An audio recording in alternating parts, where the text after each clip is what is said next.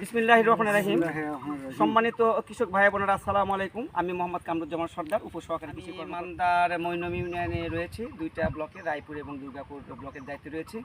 আজকে আমি একটা বাগানে এসেছি। আপনারা দেখতে পাচ্ছেন সুন্দর একটা বাগান, পুরোটাই হচ্ছে বাড়ি ফল, যাকে আমরা গ্রামের ভাষায় আগে বলে থাকতাম কাঁচা মিঠা আম।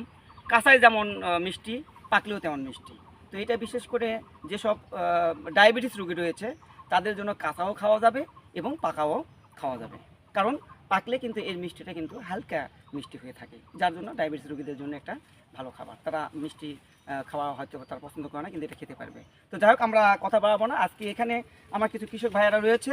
আমি একটা মাঠে এসে হাতে কলমে কিছু প্রশিক্ষণ দেওয়ার জন্য এসেছি। আমার হাতে দেখতে পাচ্ছেন এটাতে ফুড ব্যাগিং, এটা বিভিন্ন কোম্পানি করে থাকে। বিশেষ করে এটা আমাদের কাছে আছে স্পাইনি কোম্পানি। এটা উপজেলা কৃষি অফিস থেকে ওনাদেরকে আমরা প্রদর্শনী দিয়েছি।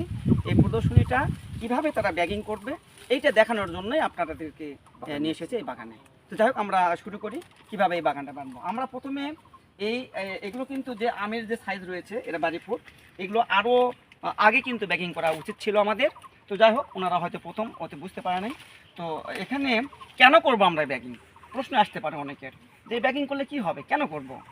তো এই ব্যাগিং করার মূল উদ্দেশ্য হচ্ছে ফলের যে মাছি পোকা, আমের যে মাছি পোকা, উপরে সুন্দর আম কিন্তু ভিতরে তো কাটলে দেখা যাবে ওর মধ্যে পোকা রয়েছে, কিলবিল কিলবিল করতেছে। এটাকে বলা হয় ফ্রুট ফ্লাই, অর্থাৎ ফলের মাছি পোকা। এই মাছি পোকার হাত থেকে রক্ষা করার জন্য আমরা কিন্তু এই ব্যাগটা পরায় দেব। তাহলে এই ব্যাগ পরালে কি হবে, ওই সাদা মাছি বা ওই যে ফ্রুট ফ্লাই, ফলের মাছি পোকা, আমের মাছি পোকা যেটা আক্রমণ করে, এটার হাত থেকে আমরা এই আমকে রক্ষা করতে পারবো। আর একদিকে কী হয়, এখানে কিন্তু ছত্রাকের আক্রমণ আর হয় না। ছত্রাকের কারণে কি হয়, গায়ে দাগ হয়ে যায়, অনেক কালো স্পট পড়ে, বাজারে কিন্তু এর চাহিদা থাকে না, ক্রেতারা নিতে চায় না। যদি মাছি থাকে তাহলে আপনি বাজারে আম নিয়ে গেছেন, একদিন কিনলো, বাসা নিয়ে খাচ্ছে, পরের দিন এসে কিন্তু আপনাকে ধরবে যে আপনি কি আম দিয়েছেন, ভিতরে মাছি, এই আমার নেওয়া যাবে না। কারণ এত সুন্দর ডিমান্ড, এত চাহিদা আছে এই আমের, কিন্তু আপনার একটা ভুলের কারণে সেই আমটা হয়তো বা বাজারে বিক্রি করতে পারছেন না। তো এই জন্য আমাদের এই ব্যাগটা আমাদের প্রয়োজন। এই ব্যাগের দামের কথা যদি বলি, আমরা 4 থেকে 5 টাকা পিস পড়বে। প্রথম দিকে আমরা হয়তো মনে করব যে এত দামি জিনিস কিনবো না, কিনতে হবে এই কারণেই, আপনি যখন এই ব্যাগটা পরাবেন এই আমে, তারপর থেকে কিন্তু মানে ব্যাগ পরানোর দিন থেকে শুরু করে আম নামা পর্যন্ত আপনার কোনো আর স্প্রে দেওয়া দরকার হবে না, কোনো পোকার জন্য না, কোনো রোগের জন্য না। আবার কি হয়, এই ব্যাগটা অন্তপক্ষে আপনি 2 বছর ব্যবহার করতে পারবেন। এবারে পারলেন, এবারে ব্যাগিং করা হলো, এটা যখন আমটা পেরে নেবেন তখন সুন্দর করে এই ব্যাগটা রাখা দেবেন, আবার সামনের বছর আরেকবার এই ব্যাগটা আপনি এই আমে পরাতে পারবেন। তাহলে এভাবে আমাদের কিন্তু সাশ্রয় হবে কৃষকদের, যে একবার কিনে 2-3 বার সে উনি ব্যবহার করতে পারতেছেন। তাহলে আরেকটা কি, যে এই আমে যদি ব্যাগিং না করা হয় তাহলে কিন্তু আরও 4 থেকে 5 বার কিন্তু স্প্রে করতে হবে, তাহলে খরচ কিন্তু বেড়ে গেল। আর যখন ব্যাগ করব তখন কিন্তু আমরা এই স্প্রে করার প্রয়োজন হবে না।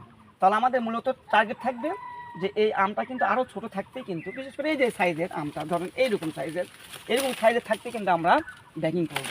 কারণ এখানে যদি মাছি, ওই যে ফলের মাছি পোকা যদি আল মারে, তাহলে কিন্তু ওর ভিতরে কিন্তু ঢুকে থাকবে, ওখানে কিন্তু ডিম পারবে, তারপর ওখান থেকে বের হয়ে চলে যাবে। তো এই কাজটা যেন ওই মাছি পোকা যেন আল বা ওই ডিম পারতে না পারে, এই জন্য আমরা আগেই ব্যাগিংটা স্প্রে করার পর লাগাবো। হ্যাঁ, অবশ্যই। আমরা তাহলে কি করব, প্রথমে এই যে আমরা যে হাতে কাঁচি দেখতেছেন, এই কাঁচি দিয়ে আমরা কি করব, যেমন এইটা দেখেন, এটাকে একটা যে সীসা আছে, এই সীসাগুলো কিন্তু কেটে দিতে হবে।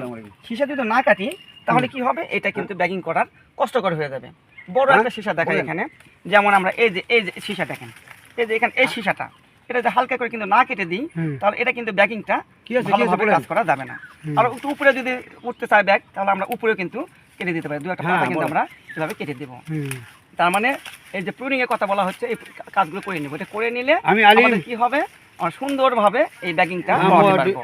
তাহলে এখন আমরা যদি এই পরিষ্কার করে নিয়ে সঙ্গে সঙ্গে আমরা স্প্রে দিব, কিন্তু আমরা কি স্প্রে করব, এখানে ওই যে ফ্রুট ফ্লাই, ফলের মাছি পোকা, এই পোকার জন্য আমরা একটা ইমিডাক্লোপিড গ্রুপের ওষুধ দেব। ইমিডাক্লোপিড গ্রুপের ওষুধ আমরা স্প্রে করব। সাথে সাথে যে গাছের যে দাগ হয়ে গেছে, দেখেন গায়ে কিন্তু দাগ হচ্ছে, স্পট হচ্ছে, কালো কালো স্পট হচ্ছে, বিভিন্ন স্পট হচ্ছে, এই স্পটের জন্য আমরা কি করব, কার্বানডাজিম গ্রুপের একটা পাউডার দেব।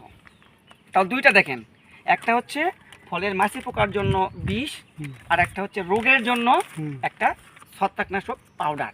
এই দুইটা একত্রিত করে আমরা বিকালবেলা স্প্রে করব। বিকালে স্প্রে করার পরে ধরেন আজকে স্প্রে করলেন, স্প্রে করার ঠিক একদিন পরে মানে শুকায় নিতে হবে, গাটা একটু শুকাতে হবে।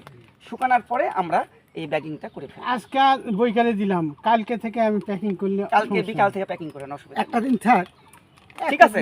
এটা আজকে আমি এটা আপনাদের জাস্ট দেখাবো হাতে কলমে। ইয়ে করেন, হ্যাঁ দেখাবো, কাগজে লেখেন। হ্যাঁ যেমন দেখেন এখানে ওষুধটা কাগজে হ্যাঁ লেখেন।